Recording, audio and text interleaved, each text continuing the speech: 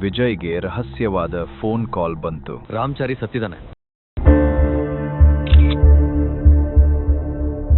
ರಾಮಚಾರಿ ಎಂಬ ಹೆಸರು 90ರ ದಶಕದಲ್ಲಿ ತುಮಕೂರು ಜಿಲ್ಲೆಯಲ್ಲಿ ಬಹಳ ಪ್ರಸಿದ್ಧವಾಗಿತ್ತು. ಸಣ್ಣ ಮಟ್ಟದ ಕಾಂಟ್ರಾಕ್ಟರ್ ಆಗಿ ಆರಂಭಿಸಿದ ಅವನು ರಾಜಕೀಯ ನಾಯಕರಿಗೆ ಕಮಿಷನ್ ತಂದುಕೊಡುವ ಕೆಲಸಗಳಲ್ಲಿ ತೊಡಗಿಕೊಂಡ. ಮೋಸ, ನಕಲಿ ಬಿಲ್ಲುಗಳು, ನಿರ್ಮಾಣದಲ್ಲಿ ನಿಧಿಗಳ ದುರುಪಯೋಗ, ಹೀಗೆ ಒಂದರ ನಂತರ ಒಂದು ಮಾಡಿದ ರಾಮಚಾರಿ ಕೊನೆಗೆ ಬೆಟ್ಟಗಳಲ್ಲಿ ಅಕ್ರಮ ಮಾಲಿನ ಗೋಡೌನ್ಗಳನ್ನು ನಡೆಸುತ್ತಿದ್ದ. ವಿಜಯ್ಗೆ ಈಗ ಸ್ಪಷ್ಟವಾಗಿ ತಿಳಿಯುತ್ತಿದೆ, ನಂದರಾಜನ ಸಾವಿನ ಹಿಂದೆ ರಾಮಚಾರಿಯ ಕೈ ಇದೆ. ಆದರೆ ಅಧಿಕೃತ ದಾಖಲೆಗಳಲ್ಲಿ ರಾಮಚಾರಿಯ ಹೆಸರು ಎಲ್ಲಿಯೂ ಇಲ್ಲ. ವಿಜಯ್ ತನ್ನ ಅನುಮಾನವನ್ನು ದಾಖಲೆಗಳಲ್ಲಿ ಕಾಣದ ರಾಮಚಾರಿಯ ಹೆಸರಿನೊಂದಿಗೆ ಸೇರಿಸಿ ಒಂದು ಹಳೆಯ ಫೈಲ್ ತಿರುಗಿಸುತ್ತಾನೆ. ಅದರಲ್ಲಿ ಮುದ್ದನಹಳ್ಳಿ ಗೋಡೌನ್ ಕೇಸ್ನಲ್ಲಿ ಒಂದು ಹುಡುಗನ ಹೆಸರು ಬರುತ್ತದೆ.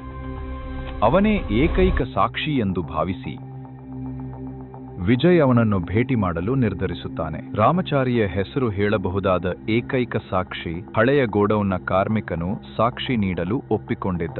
ಆದರೆ ವಿಚಾರಣೆಗೆ ಬರುವ ಮುನ್ನವೇ ಅವನು ಕಾಣೆಯಾಗಿದ್ದ. ಅದೇ ರಾತ್ರಿ ವಿಜಯ್ಗೆ ರಹಸ್ಯವಾದ ಫೋನ್ ಕಾಲ್ ಬಂತು. ರಾಮಚಾರಿ ಸತ್ತಿದ್ದಾನೆ, ಆದ್ರೆ ನೀನವನು ಮುಟ್ಬೇಕೆಂದ್ರೆ ಮೀನು ಒಬ್ಬ ಹಳೆಯ ಸ್ನೇಹಿತನ ಬಳಿಗೆ ಹರನಹಳ್ಳಿ. ಕರೆ ಕಟ್ಟಾಯಿತು. ವಿಜಯ್ ತಕ್ಷಣ ಹರನಹಳ್ಳಿಗೆ ಹೊರಟ. ಅದು ಒಂದು ಸಣ್ಣ ಹಳ್ಳಿ, ಆದರೆ ಅಲ್ಲೇ ರಾಮಚಾರಿಯ ರಹಸ್ಯ ಅಡಗಿದೆ. ಯಾರೂ ಮಾತಾಡದಂತೆ ಹಳ್ಳಿ ವಿಚಿತ್ರ ಮೌನದಲ್ಲಿ ಮುಳುಗಿತ್ತು. ವಿಜಯ್ ಹಳ್ಳಿಯಲ್ಲಿ ಕಾಲಿಟ್ಟ ಕ್ಷಣದಿಂದಲೇ ಯಾರೋ ಅವನನ್ನು ಗಮನಿಸುತ್ತಿದ್ದರು. ಬೆಟ್ಟದ ಮೇಲಿನಿಂದ ಬೈನಾಕ್ಯುಲರ್ ಮೂಲಕ ಅವನನ್ನು ಕಣ್ಣಾರೆ ನೋಡುತ್ತಿದ್ದರು. ಮುಂದೆ ಏನಾಗುತ್ತದೆ ಎಂದು ನೆಕ್ಸ್ಟ್ ಎಪಿಸೋಡಲ್ಲಿ ನೋಡೋಣ.